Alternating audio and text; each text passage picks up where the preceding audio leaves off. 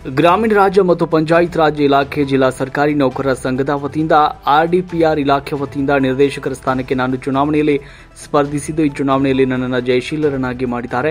ನನ್ನನ್ನು ಜಯಶೀಲರನ್ನಾಗಿ ಮಾಡಿದಂತಹ ಪಿಡಿಒಗಳು, ತಾಲೂಕು ಪಂಚಾಯತ್ ಸಿಬ್ಬಂದಿ, ಎಸ್ಡಿಎಗಳು ನಮಗೆ ಎಲ್ಲ ಅಮೂಲ್ಯವಾದ ಮತ ನೀಡಿ ಜಯಶೀಲರನ್ನಾಗಿ ಮಾಡಿದ್ದಾರೆ. ಎಲ್ಲರಿಗೂ ಧನ್ಯವಾದಗಳನ್ನು ತಿಳಿಸುತ್ತೇನೆ.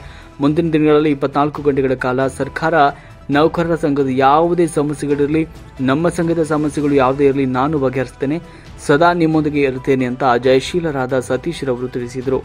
ಇದರಿಂದ ನಡೆದಂಥ ಜಿಲ್ಲಾ ಸರ್ಕಾರಿ ನೌಕರರ ಸಂಘಕ್ಕೆ ಸಂಬಂಧಪಟ್ಟಂತೆ ಆರ್ಡಿಪಿಆರ್ ಇಲಾಖೆ ವತಿಯಿಂದ ಚುನಾವಣೆಯಲ್ಲಿ ನಿರ್ದೇಶನ ಸ್ಥಾನಕ್ಕೆ ಚುನಾವಣೆಗೆ ಸ್ಪರ್ಧಿಸಿದೆ.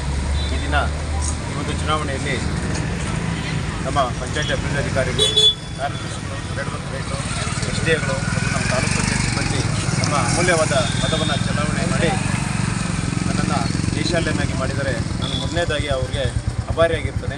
ಮತ್ತು ಈ ಒಂದು ಚುನಾವಣೆ ಇವತ್ತಿಗೆ ಮಾತ್ರ ಸೀಮಿತ ಆಗಿರ್ತದೆ.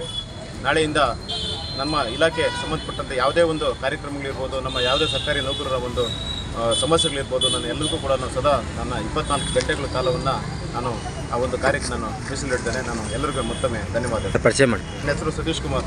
ನಾನು ಗ್ರಾಮೀಣಾಭಿವೃದ್ಧಿ ಮತ್ತು ಪಂಚಾಯತ್ ರಾಜ್ ಇಲಾಖೆ, ನಾನು ಕೋಲಾರ ತಾಲೂಕಲ್ಲಿ ಪಿಡಿಒ ಆಗಿದ್ದೀನಿ.